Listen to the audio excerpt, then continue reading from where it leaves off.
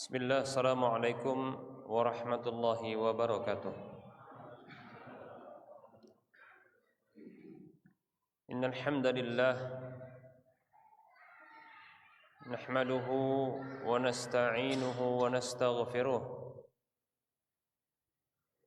wa na'udzu billahi min shururi anfusina wa min sayyiati a'malina. Man yahdihillahu fala mudilla lahu wa man yudlilhu fala hadiya lahu. Wa asyhadu an la ilaha illallah wahdahu la syarika lah wa asyhadu anna Muhammadan abduhu wa rasuluhu sallallahu alaihi wasallam. Qala Allah tabaraka wa ta'ala, ya ayyuhalladzina amanu taqullaha haqqa tuqatih wa la tamutunna illa wa antum muslimun. Ya ayyuhan nasu taqu rabbakumul ladzi khalaqakum min nafsin wahidah wa khalaqa minha zawjaha wa bassa minhuma rijalan katsiran wa nisaa'a wattaqullaha alladzi tasaaluna bihi wal arham innallaha kana 'alaikum raqiba.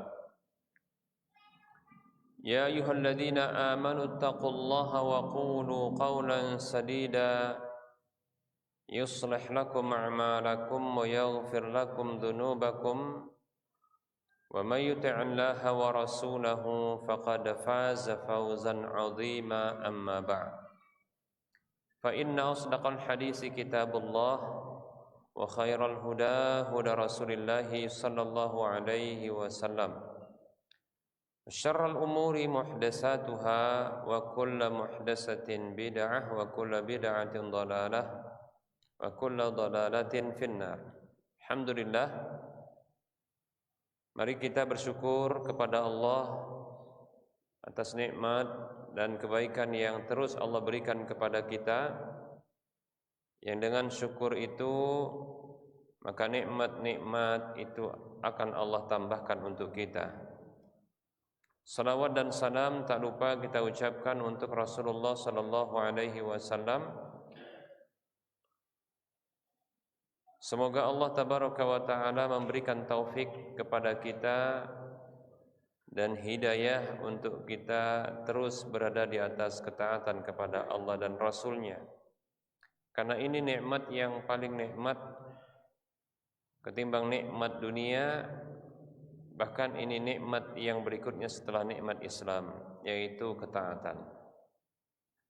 Baik para hamba Allah rahimani wa rahimakumullah, kita lanjutkan bahasan fikih haji dan umrah. Akhir pembahasan kita adalah tentang sunnah-sunnah sa'i. Hal-hal yang disunnahkan untuk dilakukan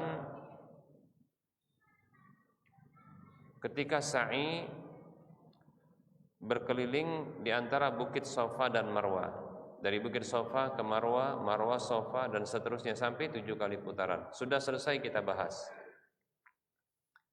Baik para hamba Allah rahimani wa rahmakumullah, pembahasan berikutnya, bila pelaksanaan sa'i ini adalah sa'i untuk umrah, maka yang terakhir dilakukan adalah melakukan tahallul. Tahallul dari umrah adalah memotong rambut, baik itu keseluruhan yang disebut dengan tahlik atau al-halqu, dan itu yang paling afdal, maupun memendekkan rambut dengan menyisakan rambut, memotong sebahagian rambut ya, kemudian menyisakan ya sedikit atau menyisakan ya darinya, disebut dengan taksir. Baik para hamba Allah rahimani wa rahmakumullah, ini bagi jamaah umrah. Adapun bagi jamaah haji, para hamba Allah rahimani wa rahmakumullah,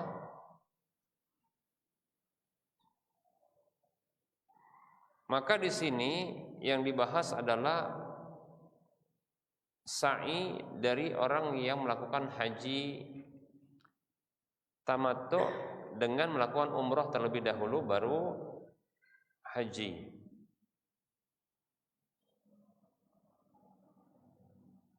Apabila seorang yang haji dengan model tamattu, dia umrah dulu baru haji, maka apabila dia telah selesai dari sa'i di antara Bukit Safa dan Marwah dalam pelaksanaan umrah terlebih dahulu yang dilakukannya, maka dia bisa melakukan tahallul dari umrahnya dengan cara mencukur habis, yaitu al-halqu atau at-tahliqu, atau memendekkan rambut yang disebut juga at-taksiru. Hanya saja bagi orang yang haji tamattu, yang umrah terlebih dahulu baru dia haji, tahallulnya dari umrahnya adalah yang paling afdol bagi dirinya adalah memendekkan rambut, bukan mencukur habis. Ya. Kenapa? Nanti ada giliran ya baginya untuk mencukur habis. Ya. Kapan itu? Yaitu ketika di tanggal 10 bulan Dzulhijjah, setelah selesai dari pelaksanaan ya manasik-manasik hajinya. Dalam hadis Jabir radhiyallahu anhu, ia mengatakan Rasulullah sallallahu alaihi wasallam bersabda,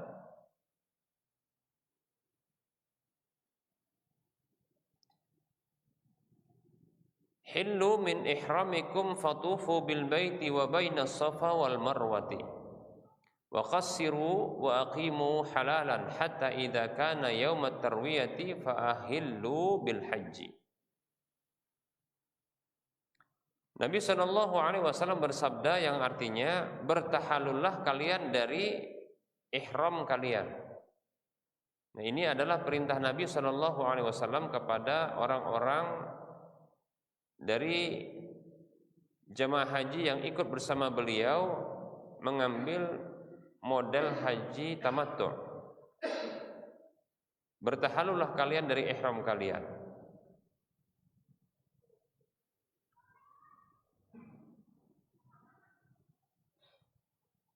Bagaimana? Fatufu bil baiti wa baina safa wal marwah. Tawaf di Ka'bah. Jadi ini beliau ini sedang menjelaskan bentuk manasik haji tamattu. Ya. Setelah ihram ya dari mikotnya, maka setelah itu tawaf. Ya. Walaupun jarak tempat mikotnya untuk pengambilan ihramnya itu jauh dari tempat tawafnya, yaitu Ka'bah. Ya. Kemudian berkelilinglah di antara Bukit Safa dan Marwah. Ini sa'i. Ya, memang inilah dia tata cara tawaf, tata cara umroh. Ya, tata cara umroh itu ihram cuma 4 saja. Ihram, tawaf, sa'i, tahallul, udah selesai. Ya. Jadi Rasulullah ini bersabda kepada para sahabat yang ya akan mengambil metode haji tamattu, ya. Bertahallullah kalian ya dari ihram kalian itu. Ya, ini yang terpenuhi syaratnya untuk melakukan haji tamattu, ya. Jadi sudah ihram, dibuat tahallul, gimana caranya? Ya, beliau memberikan ya tata caranya, yaitu tawaf dulu, ya, setelah ihram ya, tawaf dulu, kemudian baru sa'i di antara Bukit Safa dan Marwah, baru beliau mengatakan wa qassiru, dan pendekkanlah rambut. Ya. Ini adalah tahallulnya. Wa aqimu halalan, dan menetaplah kalian di Mekah, itu maksudnya dalam kondisi sudah halal, tahallul, sudah tahallul. Kalau sudah tahallul seperti ini, maka halal apa saja yang diharamkan ketika ihram yang sudah kita bahas ya di dalam mahdhuratul ihram. Apa saja yang diharamkan ketika ihram itu sudah ya. Nah, dalam kondisi waqimu halalan kata Nabi ya, menetaplah kalian di Mekah itu dalam kondisi halal, tahallul ya. Maka di situ halal apa saja, bahkan termasuk yang paling tinggi ya, yang paling tinggi dari larangan ihram tersebut karena ini bisa merusak, yaitu sampai pun jima. Nah, itu dihalalkan setelah ya memendekkan rambut ini, tahallul ini. Jadi tahallul dari apa? Ihram manasik umroh ya, yang itu rangkaian dari ya, manasik haji tamattu. Hatta idza kana yaumat tarwiyati, sampai tatkala tiba di hari tarwiyah yaitu tanggal 8. Jadi tinggal di Mekah, kapanpun selesainya mungkin dia sudah lebih dahulu berangkat. Ya. Jadi ketika tinggal di Makkah ya, maka itu lakukan apa saja ya yang diharamkan sebelumnya ketika ihram, maka itu halal. Sampai pun hubungan badan ya, demikian.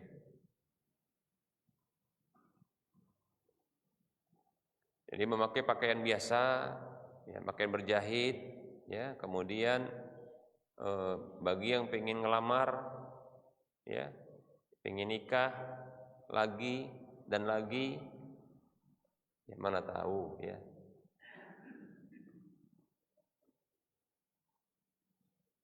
Maka ini dibolehkan sampai tatkala di hari tarwiyah yaitu tanggal 8. Ya, tanggal 8 dari bulan Dzulhijjah disebut dengan hari tarwiyah. Fahillu bil haji, maka berihlallah untuk haji, yaitu kembali berniat ihram ya untuk haji, untuk menyempurnakan manasik haji tamattu'nya. Ya, jadi sudah kita sebutkan bahwasanya haji tamattu itu umroh dulu baru haji. Ya. Demikian. Hadis diriwayatkan oleh Imam Al-Bukhari dan Imam Muslim. Baik para hamba Allah rahimani wa rahimakumullah. Jadi dianggap sudah selesai manasik umrohnya. Sebenarnya sudah dari sini sudah mudah ya untuk bisa mengetahui tata cara umroh yang sesuai dengan syar'i. Karena sama insyaallah taala tata cara ya umroh biasa, umroh biasa dengan umroh dari manasik haji tamattu. Hanya saja dalam tahallulnya yang paling afdol adalah bagi umroh biasa yang itu bukan termasuk rangkaian haji, itu adalah dengan menggundul habis ya. Tapi kalau dia umroh dari haji tamattu, maka tahallulnya adalah dengan memendekkan rambut saja. Kenapa? Kok enggak gundul? Enggak dihabiskan rambutnya. Nanti ya di hari yang ke-10, itu hari 8 kan. Hari yang ke-10, nah itu nanti baru digundul dia. Karena tahallul secara sempurna dari manasik haji secara keseluruhan. Setelah selesai ya manasik hajinya. Demikian ya. Baik para hamba Allah rahimani wa rahimakumullah. Nah, kembali ya bagi seorang jamaah haji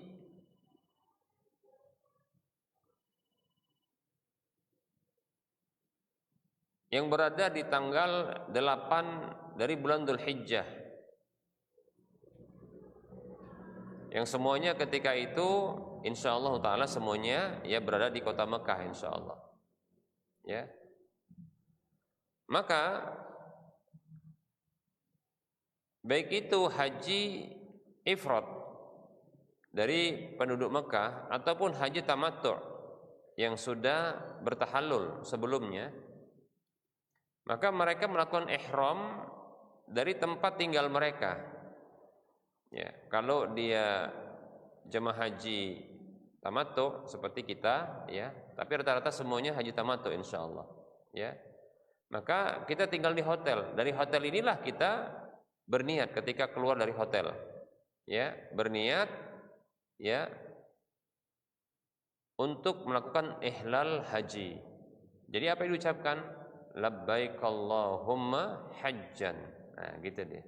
Atau labbaika hajjan. Ya. Atau labbaik Allahumma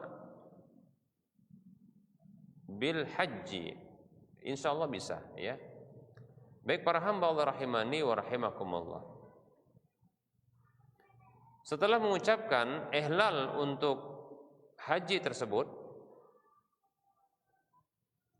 maka semuanya, baik itu jamaah haji yang tamattu, melakukan model haji tamattu, ataupun yang qiran, ataupun yang ifrad, ya, di hari tarwiyah mereka, di hari yang ke tanggal 8 dari bulan Dzulhijjah itu disebut dengan hari tarwiyah, ya, mereka menuju semuanya ke Mina, semuanya menuju Mina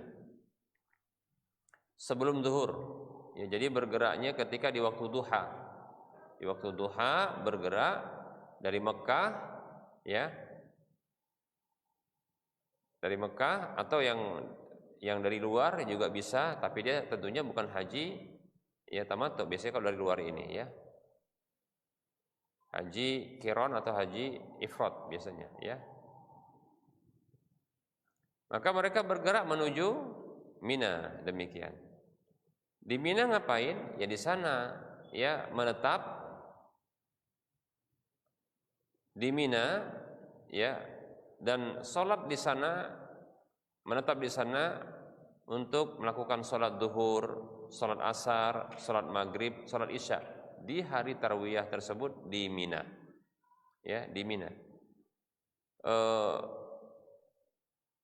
Pelaksanaan sholat zuhur, asar, maghrib, isya ini tidak digabungkan, tidak dijamak, ya, tapi dilakukan di waktu masing-masing, ya.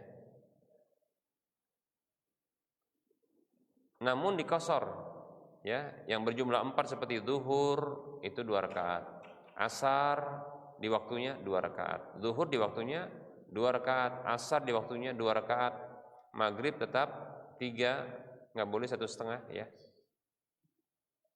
Kemudian isya di waktunya itu 2 rakaat, demikian, ya. Baik para hamba Allah rahimani wa rahimakumullah. Ini menunjukkan bahwasanya, ya, qasar, memendekkan sholat yang 4 menjadi 2 itu adalah kekhususan safar, ya. Kemudian, ya, berikutnya adalah jamak tidaklah mesti harus dikerjakan seluruhnya dalam kondisi safar, tidak mesti, ya. Jadi jamak itu boleh tidak dilakukan dalam kondisi safar, tapi kalau qasar tetap harus, ya, demikian. Baik, oleh karenanya kalau lapang waktunya, ya, maka hendaklah sholatnya tetap di waktu-waktu masing-masingnya, ya. Dalam kondisi safar itu sholat, ya, di masing-masing waktunya. Kalau dia jumlahnya 4 maka dia dikosor. Adapun kalau jamak tidak mesti, ya. Baik para hamba Allah rahimani wa rahimakumullah. Lalu bermalam di Mina sampai sholat subuh dan sampai terbitnya matahari. Itu sudah di hari yang ke-9 yang disebut dengan hari Arafah, demikian.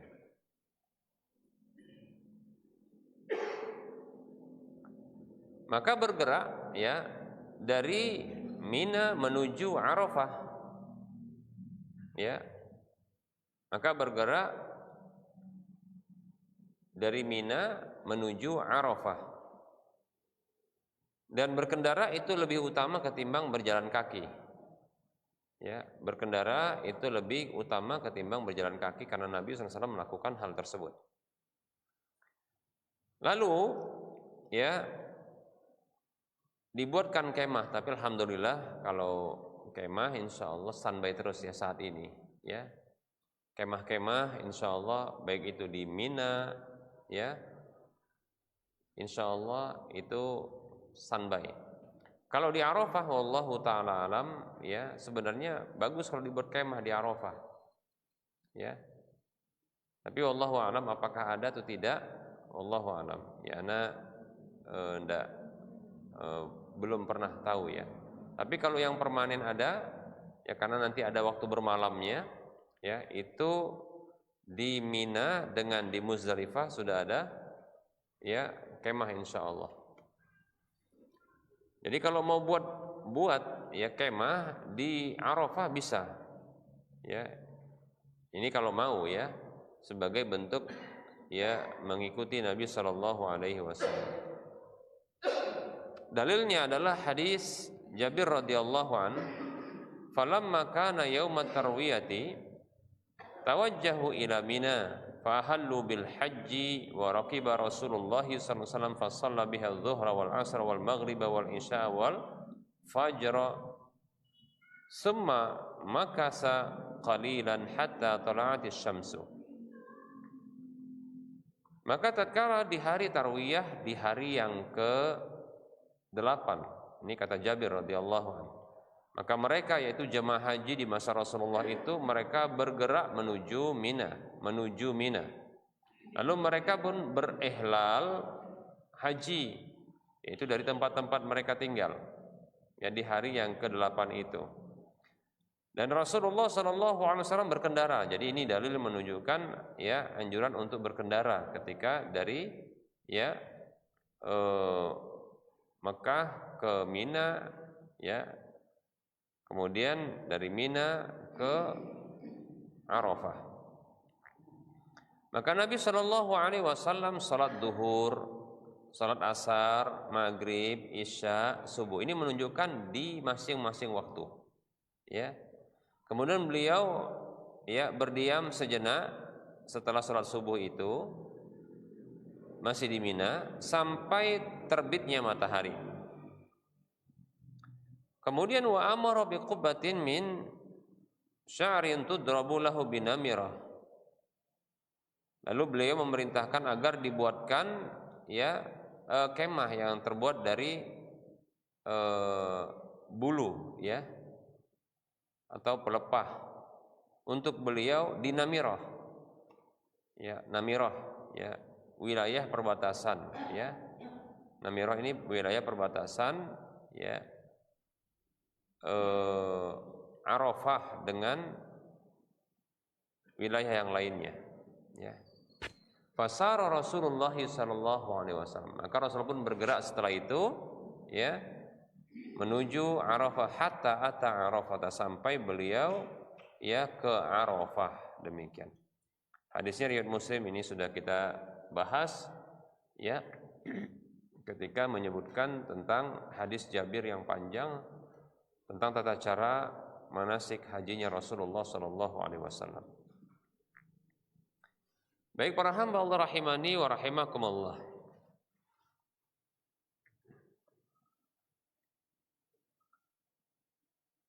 Sudah sampai mana tadi? Sampai mana?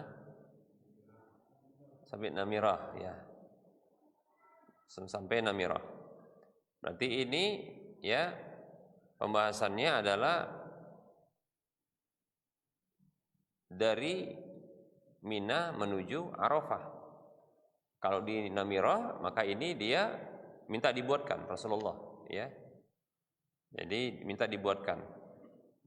Tanggal berapa yang sudah kita bahas ini?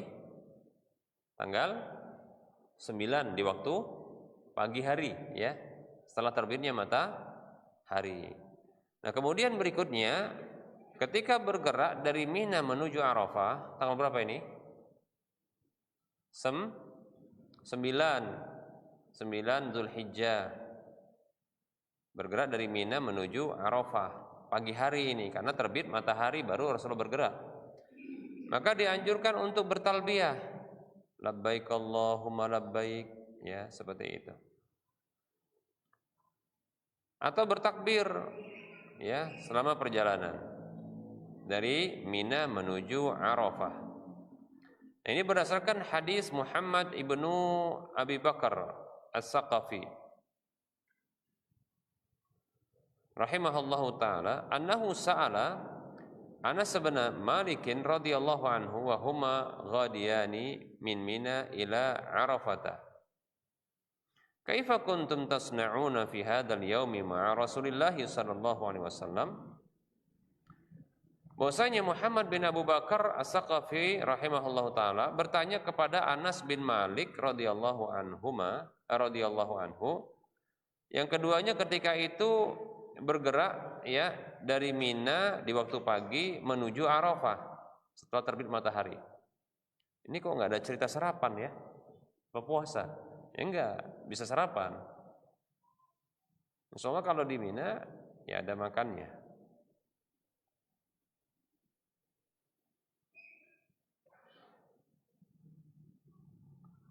Karena makan ini bukan masuk ibadah, jadinya nggak disebutkan, ya. Maka bertanya tadi, ya, Muhammad bin Abi Bakar rahimahullahu taala kepada Anas bin Malik radhiyallahu anhu. Itu dalam kondisi mereka bergerak dari Mina menuju Arafah di tanggal 9 waktu pagi hari, ya. Kaifa kuntum tasna'una fi hadzal yaumi ma'a Rasulillah sallallahu alaihi wasallam. Lihat, ya. Pertanyaannya ini ilmiah, pertanyaan tentang ibadah, tentang ilmu, gimana tata caranya, ya. Bagaimana, ya, kondisi kalian yang kalian lakukan di hari ini bersama Rasulullah SAW, itu tanggal 9, ya. Jadi kira-kira apa yang dilakukan gitu kira-kira. Faqala, maka Anas bin Malik radhiyallahu anhu mengatakan, kana yuhillu al-muhillu, ya, minna fala yunkaru alaihi wa yukabbirul mukabbiru fala yunkaru alaihi. Maka Anas bin Malik radhiyallahu an mengatakan, ya, dahulu orang yang bertalbiyah, bertalbiyah, ya, dia mengucapkan talbiyah di antara kami, maka tidak ada satupun yang mengingkari. Dan orang yang bertakbir itu bertakbir di antara kami, dan tidak ada satupun yang mengingkari. Dia tidak diingkari, demikian. Hadisnya diriwayatkan oleh Imam Bukhari dan Muslim. Jadi ketika bergerak itu silakan kalau mau talbiyah, labbaik Allahumma labbaik, labbaik la syarika lak labbaik, innal hamda wan ni'mata laka wal mulk la syarika lak. Terus diulang-ulang, atau takbir Allahu akbar, ya, Allahu akbar, Allahu akbar, ya.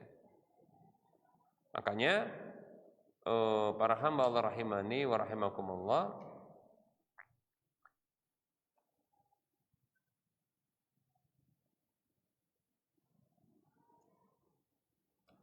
tidak mengapa, ya, untuk mengucapkan salah satu darinya. Bahkan mungkin dengan cara sesekali nanti, ya, talbiyah, sesekali bertakbir, demikian. Seperti itu. Baik. Dan ada riwayat dari Abdullah bin Umar radhiyallahu anhuma, ia mengatakan, ghadawna ma'a Rasulillah sallallahu alaihi wasallam min Mina ila Arafat, faminnal mulabbi wa minnal mukabbir, ya, faminnal mulabbi wa minnal mukabbir, ya. Abdullah bin Umar radhiyallahu anhuma mengatakan, dahulu kami bersama Rasulullah sallallahu alaihi wasallam dari Mina menuju Arafah, maka di antara kami ada yang bertalbiyah dan di antara kami ada yang bertakbir, demikian. Hadisnya diriwayatkan oleh Imam Muslim. Jadi kalau takbiran pun boleh, Allahu akbar ketika di tanggal 9 itu. ya. Makanya jumhur ulama berpendapat bahwasanya ya takbiran itu ketika di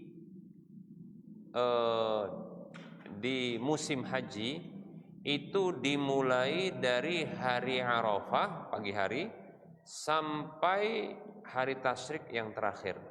Talbiyah takbiran. Allahu akbar, la ilaha illallah, Allahu akbar walillahil hamd. Nah, demikian ya.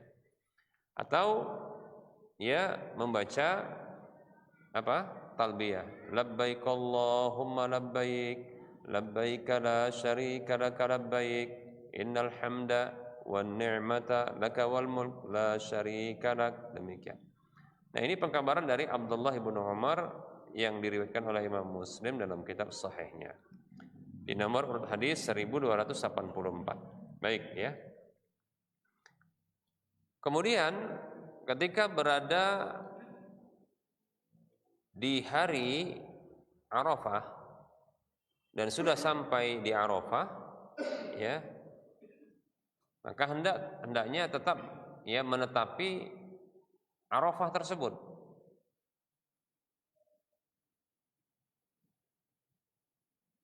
Nah, ketika di Arafah ini para hamba Allah rahimani warahmatullah, maka disyariatkan bagi imam ya, maksudnya imam akbar di situ ya, yang ditunjuk oleh pemerintah biasanya, pemerintah Saudi ya, untuk melakukan khutbah ya,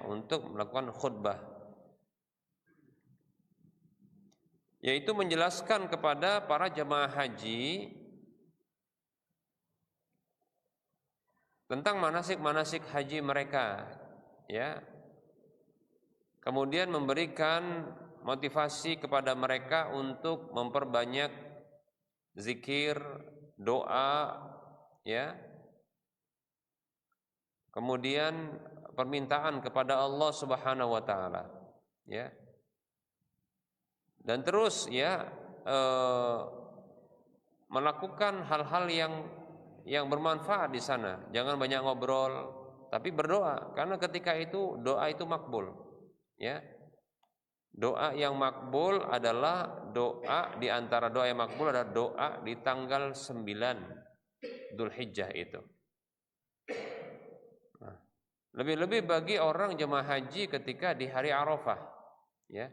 Jadi hari Arafah itu merupakan ya hari yang makbul doa, lebih-lebih jemaah haji yang di Arafah. Demikian, ya. Jadi banyak berdoa, doa apa saja, baik itu ya urusan dunia, lebih-lebih urusan akhirat, ya. Kebaikan dunia kita untuk kebaikan akhirat kita. Demikian. Nah, seperti itu. Hanya saja khutbah bagi jemaah haji di tanggal 9 di hari Arafah di padang Arafah ya, itu hukumnya sunat berdasarkan kesepakatan para ulama ya. Dan itu pun cuma satu khutbah saja ya, bukan dua khutbah ya. Baik para hamba Allah rahimani wa rahimakumullah. Kemudian ya, ketika di hari Arafah di padang Arafah, jemaah haji yang wukuf di Arafah ya, maka mereka berada di sana itu untuk melakukan ya salat duhur, asar dengan dijamak qashar. Jadi duhur ya 2 rakaat salam, kemudian asar 2 rakaat salam. Ya, ini dijamak takdim biasanya. Demikian, jamak takdim.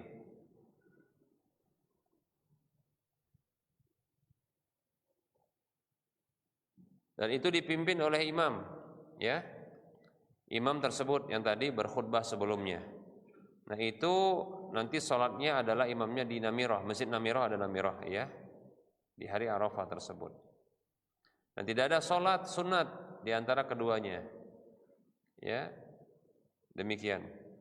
Begitu juga nanti maghrib dengan isya juga di jamak qashar, ya, jamak qashar. Dan ini tentunya memperbanyak, tapi jamak qasharnya nanti itu adalah ya untuk maghrib dan isya adalah di Muzdalifah, bukan di Arafah. Nanti akan kita bahas insyaallah ya setelah penjelasan wukuf di Arafah insyaallah taala. Ya, yaitu nanti ketika berada di Muzdalifah insyaallah taala. Baik ya.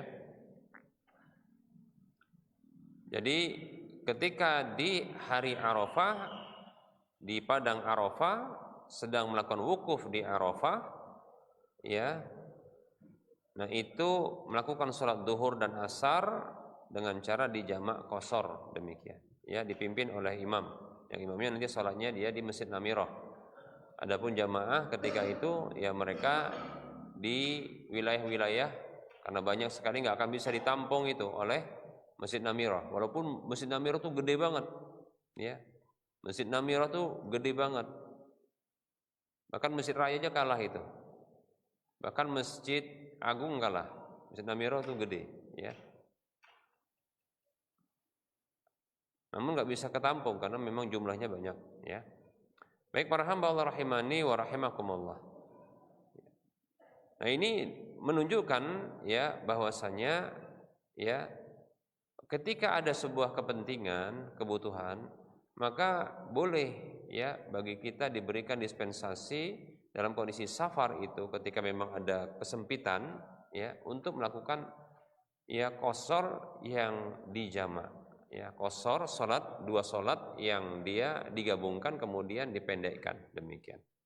Ya. Nah, seperti itu. Jadi qashar itu merupakan kekhususan safar, adapun jamak tidak khusus. Karena ada riwayat di mana Nabi SAW dalam kondisi safar tidak menjamak sholat, paham ya? Kasusnya seperti yang kita sampaikan tadi ketika di Mina, ya, itu di masing-masing, karena tidak ada ketika itu ya kegiatan yang mendesak ketika itu, sehingga bisa dilakukan sholat itu di masing-masing waktunya. Adapun ketika di Arafah, ini waktu berharga untuk makbulnya doa. Ya, makanya Nabi SAW ya karena untuk kepentingan ini Rasulullah menggabungkan sholat zuhur dengan asar di waktu zuhur. Bahkan dipendekkan. Zuhur 2, asar 2, demikian, ya. Sisanya selesai zuhur itu sampai tenggelam matahari ya doa terus, ya, doa, banyak doa ketika itu. Wah, banyak sekali doa ketika itu mau dipanjatkan, iya banyak, ya, 1 jam aja kita capek doa itu, betul nggak? 1 jam, nah ini lebih dari 1 jam. Setelah zuhur, katakanlah zuhur, ya, dengan asar itu dapatlah dia karena sudah dipendekkan ini setengah jam. Kalau setengah 1 berarti jam 1 selesai, kan gitu kan? Sisanya jam 1 sampai tenggelam matahari ngapain? Ya doa. Terus doa. Ngapain? Doa lagi. Kan banyak urusan kita kan? Doa, ya, urusan dunia dan akhirat kita. Ya. Yang mau tambah rizki, minta tambah rizki, ya. Mau soleh dan soleha anak-anaknya, ya. Dan supaya bagus istrinya atau suaminya, nah begitu dia, ya. Atau mau tambah istri lagi, silakan. Doa gitu. Makbul, ya. Baik para hamba Allah rahimani rahimakumullah, ini materi yang bisa kita sampaikan. Insyaallah taala pada pertemuan yang akan datang kita akan bahas tentang wukuf di Arafah. Dan ini merupakan rukun. Bahkan ini yang disampaikan oleh Nabi sallallahu alaihi wasallam, ya. Al-hajju Arafah. Haji itu ya di Arafah, yaitu wukufnya, demikian, ya. Saking pentingnya itu, ya. Insyaallah taala kita akan bahas dan kita lanjutkan pembahasan, ya, fikih haji dan umrah ini pada pertemuan yang akan datang. Kita buka sesi soal jawab, bagi yang mau bertanya dipersilakan.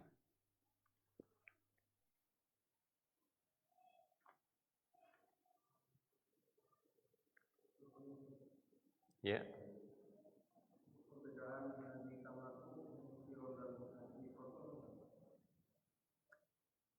Haji tamattu haji yang menggabungkan antara umroh dan haji, hanya saja umrohnya dilakukan terlebih dahulu, adapun hajinya belakangan.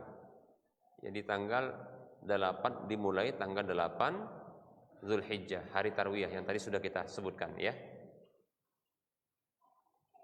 Demikian. Adapun haji qiran dari kata korona, udah lewat ya? Udah. Korona itu artinya bergandengan, ya, menggandengkan, membersamakan, itu namanya korona. Tapi udah lewat pula sih koronanya ya. Udah.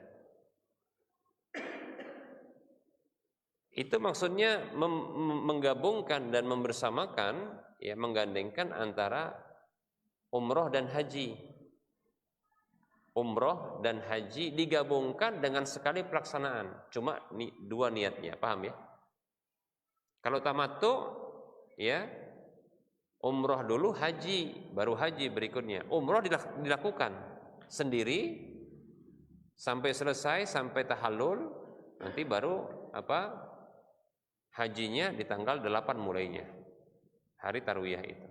Itu tamattu.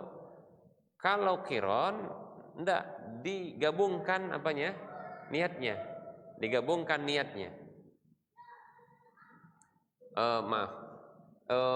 Niatnya dua, digabungkan pelaksanaannya. Nah, gitu maksudnya, paham ya?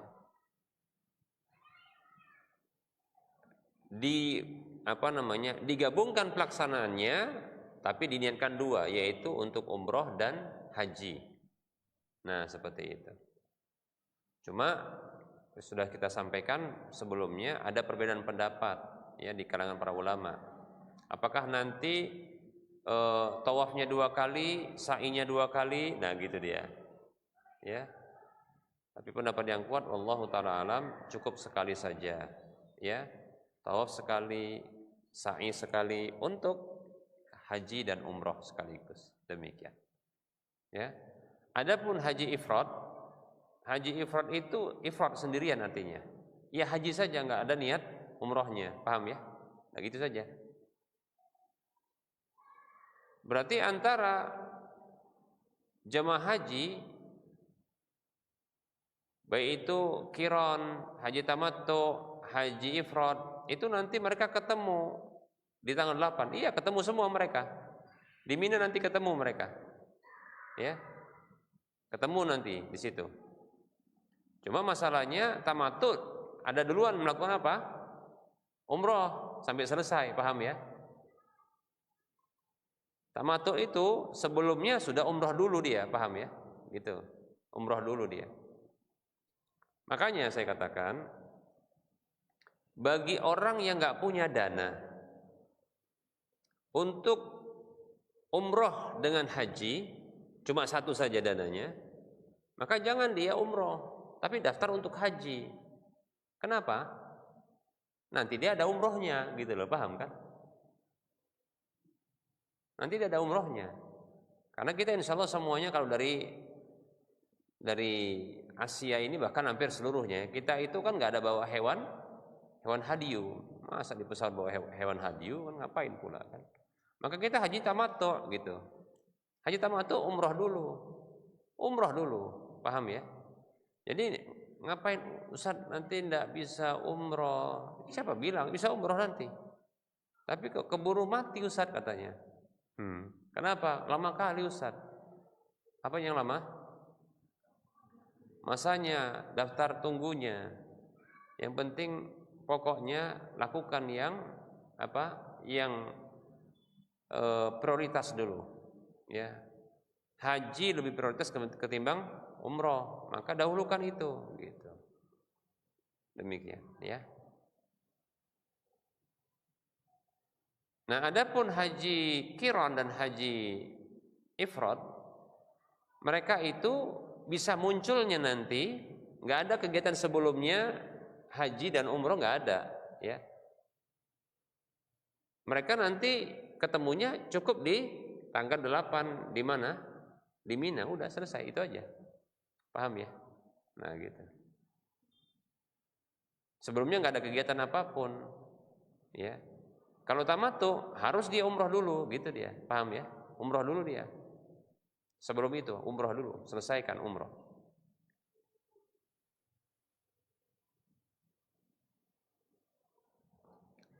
Makanya para ulama kan berbeda pendapat. Mana yang paling afdol, ya? Tamattu, qiran, atau ifrad? Model manasiknya. Kalau saya condong tamattu. Kenapa? Dari sisi Rasulullah ya memerintahkan para sahabat untuk tamattu, untuk melakukan haji tamattu. Tadi hadisnya sudah kita juga sebutkan, ya. Jadi diperintahkan Nabi untuk tamattu, yaitu umrah dulu baru haji. Nah, gitu. Yang kedua adalah pelaksanaannya lebih banyak. Tentunya lebih banyak pelaksanaan ibadah, lebih banyak pahala, gitu loh. Paham ya? Bisa dipahami, gitu. Ketimbang kalau dia qiran dengan ifrad. Kalau qiran sama ifrad, cuma niatnya doang yang qiran ini. Qiran ini memang dua dia, niatnya dua. Tapi pelaksanaannya satu. Paham ya? Diniatkan dua. Kalau ifrad cuma haji aja, nggak ada umrohnya, gitu. Bisa dipahami? Makanya ketemunya nanti di tanggal 8 di Mina udah ketemu, gitu. Bisa dipahami? Nggak sulit kan memahaminya kan? Ya, tinggal berangkat aja berarti kan? Tinggal daftar ya. Ya, semoga Allah mudahkan. Ya. Insya Allah mudah kok, nggak ada yang sulit sekarang ya. Yang penting banyak doa saja ya. Baik, ada yang lain mau bertanya?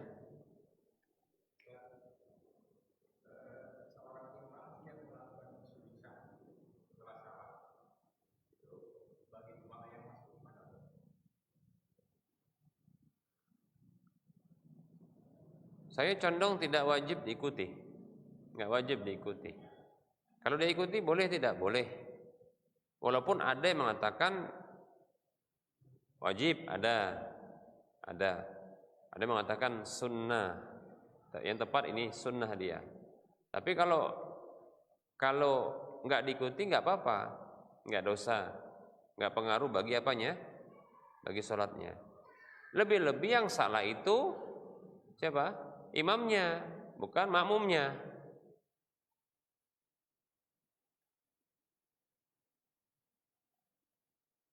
Lebih-lebih yang salah adalah imamnya, bukan makmumnya.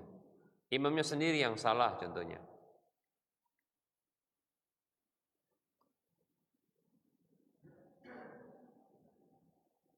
Apa contohnya? Contohnya setelah dia baca Al-Quran, Al-Fatihah, kemudian baca surat pendek, Allahu Akbar, longsor dia. Sujud bukan ruku. Udah sempurna. Ini pingsan atau gimana ini? Perasaan siapa?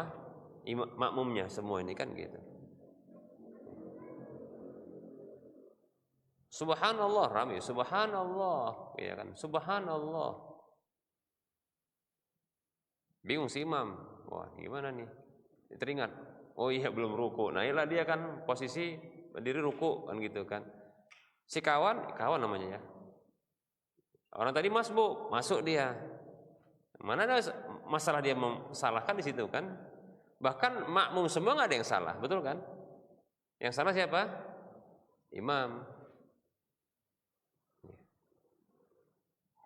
Bahkan wallahu ta'ala alam, kalaupun seandainya ada makmum tadi yang ikut dari awal sampai akhir pun, ya ternyata si imam ini dia sujud sahwinya setelah salam, maka semua makmum mengikuti salam kecuali yang masbuk karena dia harus menyempurnakan. Semua salam.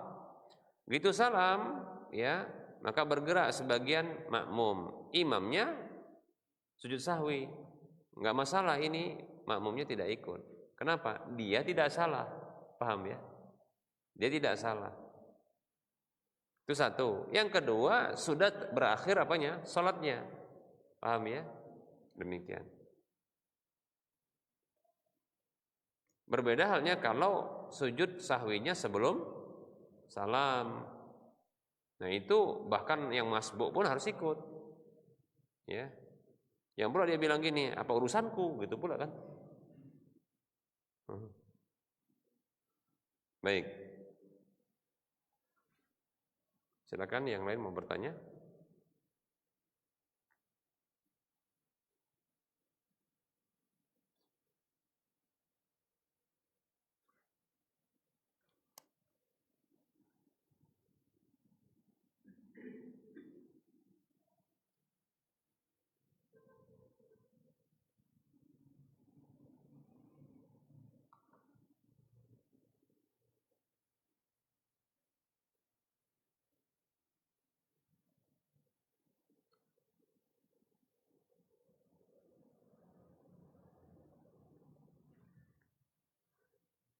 Ada pertanyaan lewat online ini. Online. Assalamualaikum, izin bertanya Ustadz, apa hukum berjualan secara online di masjid seperti share player atau iklan bisnis? Jazakallahu khairah. Semoga Allah memberikan kesehatan buat Ustadz dan keluarga. Waalaikumsalam warahmatullahi wabarakatuh. Jual beli walaupun secara online, namun fisik orangnya ada di masjid, maka dilarang. Ya, dalam hadis Jabir kalau tidak salah, beliau mengatakan radhiyallahu an, ya, naha Rasulullah sallallahu alaihi wasallam 'anil bai'i wasyira'i fil masjid. Ya, Rasulullah SAW melarang jual beli di masjid, demikian, dilarang, tidak boleh demikian. Kalau share flyer atau iklan bisnis, nah kalau tiba-tiba itu kan bukan jual beli, sekarang ngiklan saja, betul. Cuma permasalahannya nanti kalau ada yang langsung pesan atau dijawab gimana? Ya, jangan dia melakukan jual beli di masjid atau muqaddimah, pendahuluan untuk jual beli. Kenapa? Karena itu pasar dunia, sementara masjid pasar akhirat. Paham ya? Masjid itu pasar akhirat. Ya, jual beli itu pasar dunia, ya. Demikian, wallahu ta'ala alam. Wa anta fajazakallahu khaira wa anta kadzalika.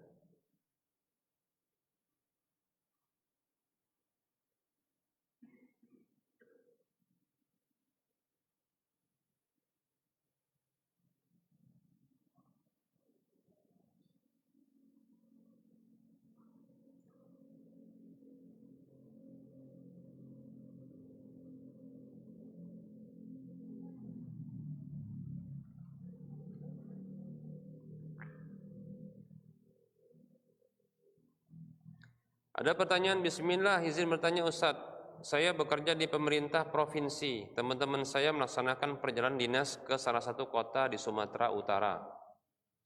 Sampai di tujuan mereka dikasih oleh-oleh sama pejabat di sana dan dibawa ke kantor lalu dibagi ke teman-teman di kantor termasuk saya. Apakah makanan oleh-oleh ini halal? Ya, ana makan Ustaz.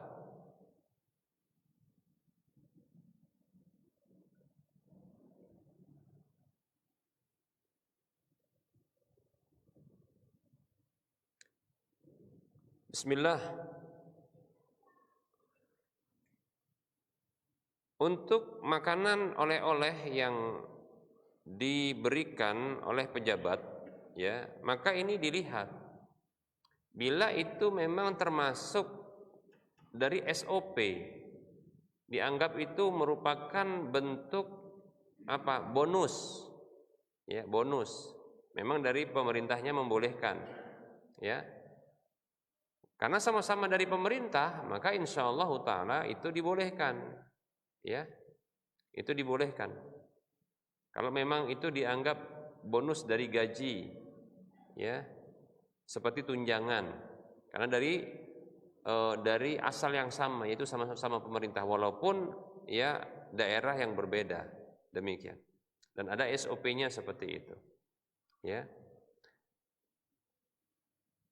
Namun kalau ini tidak ada SOP-nya, bahkan mungkin ada dugaan itu gratifikasi contohnya.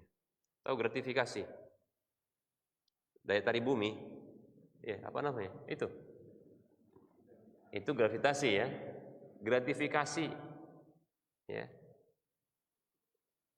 Ada dugaan begitu dan itu merupakan kesalahan, ya. Kesalahan. Nah, yang seperti ini ya tentunya tak boleh. Secara pemerintah saja tak boleh. Ya. Dalam agama juga tak boleh.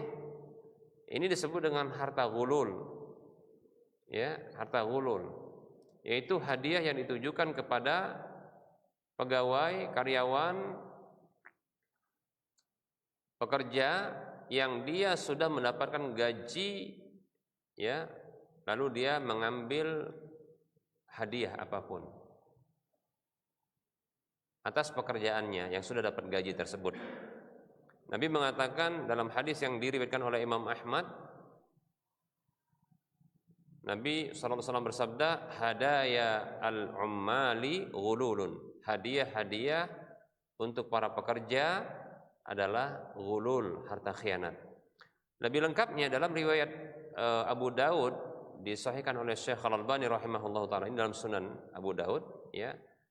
Nabi mengatakan sallallahu alaihi wasallam, man ista'malnahu ala amalin farazaqnahu rizqan fama akhadha ba'da dzalika fahuwa ghululun.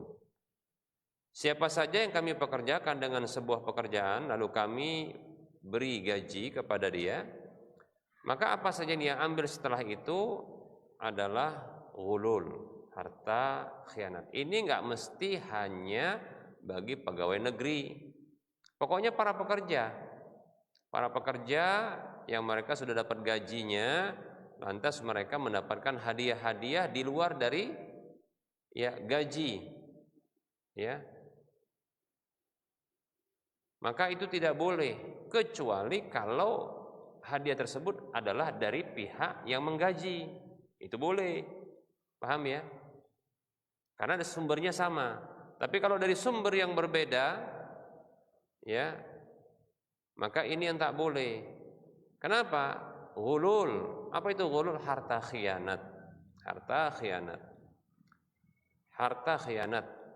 Kenapa disebut harta khianat oleh para ulama? Yaitu harta yang berpeluang, berpotensi menyebabkan terjadinya pengkhianatan. Karena seorang pekerja yang sudah dapat gaji atas pekerjaannya, dia akan tidak profesional berikutnya kalau dia nanti dapatkan uang tips, hadiah tambahan. Kenapa? Nanti dia akan bergantung kepada tipsnya, paham ya? Nah, inilah sedang melanda para pekerja-pekerja, pegawai-pegawai, ya, baik itu pegawai negeri ataupun pegawai swasta, yang mestinya dengan gaji yang sudah diberikan, ya, setiap bulannya itu pekerjaan selesai, mestinya selesai, tapi enggak selesai atau dibuat pura-pura enggak selesai, paham enggak? Nunggu apa? Nunggu adanya tips baru diselesaikan atau dibuat selesai. Jahat nggak itu? Itulah pengkhianatan, harta khianat begitu. Pemerintah kita sudah tahu itu, namanya disebut gratifikasi. Ya. 14 sahabat atau 15 sahabat yang lalu itu sudah disampaikan sama Nabi. Itu dari wahyu Allah, karena memang demikian. Bikin rusak dia itu. Jadi jangan sepele sama uang-uang tips itu ya. Untuk para pekerja, jangan kasih itu. Sepele kelihatannya, kecil aja kok ustadz kecil, wah kecil, rusak dibuatnya pekerjaannya, nggak profesional lagi dia. Ya, jadi orang yang memberi pun berdosa, nggak boleh itu kalau dia tahu. Ya, demikian. Wallahu taala a'lam.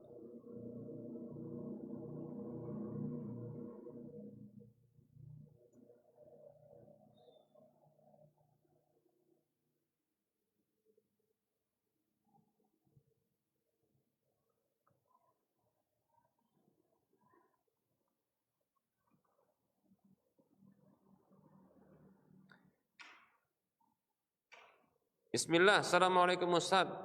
Maaf, saya ingin bertanya, bagaimana kita menyikapi jamaah tablik yang nginap di masjid dan status kita sebagai pengurus masjid? Bismillah, waalaikumsalam warahmatullahi wabarakatuh. Ya silahkan dibicarakan dengan para pengurus masjid lah. Ya, gimana? Mau dikasih izin untuk menginap di masjid tersebut? Ya. Yang terkadang memang kelihatannya akan apa? Ya terlihat kumuh ya, seperti itu. Demikian itu nggak bisa dipungkiri dan mereka pun mengakui itu sebenarnya. Ya. Diakui itu. Ya. Kan memakmurkan masjid. Betul memakmurkan masjid. Cuma permasalahannya ini kembali kepada kebijakan apa? Ya, kebijakan dari pengurusnya. Terkadang kita begini, kita ketika sebagai orang yang akan memakmurkan masjid, begitu mendapatkan kebijakan di masjid demikian, mestinya kita itu ngikutin karena kita yang memakmurkan, bukan pengurus, paham ya?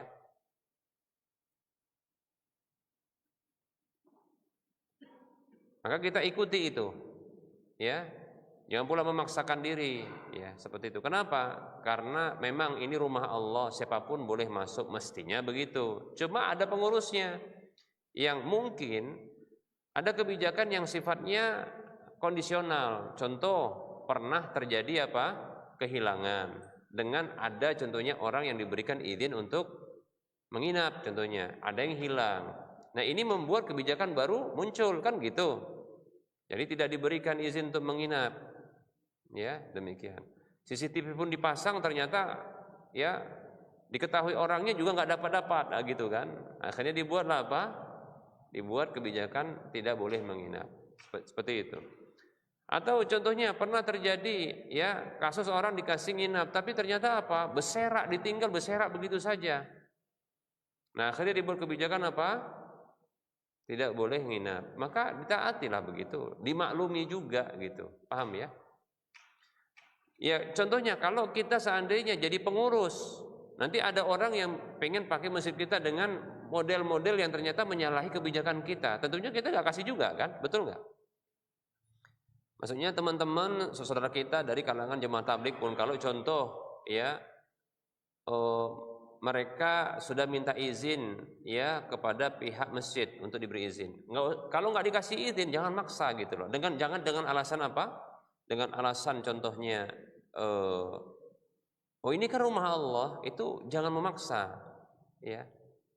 Nanti kalau contohnya ada katakanlah ya jemaah lain atau orang lain pakai masjid kita gitu. Lantas nggak kita kasih, kenapa? Ini kebetulan berbenturan dengan kegiatan kita. Lantas dikatakan, wah ini menghalangi orang untuk beribadah di rumah Allah. Gimana kita dikatakan begitu? Nggak siap juga kan? Nah makanya maksudnya coba kita menghargai kebijakan yang diberlakukan di masjid tersebut. Kalau tidak dikasih izin ya sudah maklum saja gitu, maklum saja. Nah makanya saya katakan ini dikembalikan kepada pengurus masjid. Silakan monggo, ya. Kalau mau dikasih ya tentunya kan dibutuhkan untuk apa? Dibincangkan. Karena pengurus nggak satu, nah gitu. Kalau tidak dikasih maka jangan marah bagi yang minta izin tadi untuk digunakan masjidnya, ya demikian. Kita menghargai siapa? Pengurusnya, demikian. Berat loh ngurusi masjid, bukan nggak berat ya, demikian. Wallahu taala a'lam.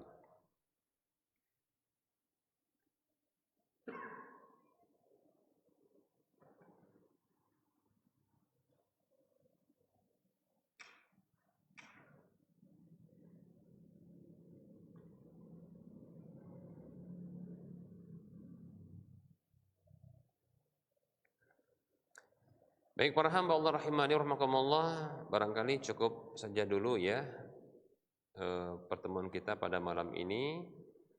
Ya. Mudah-mudahan apa yang kita sampaikan ini bermanfaat. Tentunya banyak kekurangan dan kesalahan, yang benar datang dari Allah, maka ambillah, yang salah dan kurang itu datang dari saya pribadi, bisikan syaitan, maka abaikan dan tinggalkan. Kepada Allah saya mohon ampun dan kepada para pendengar, para pemirsa sekalian dan para yang hadir, ya saya mohon maaf.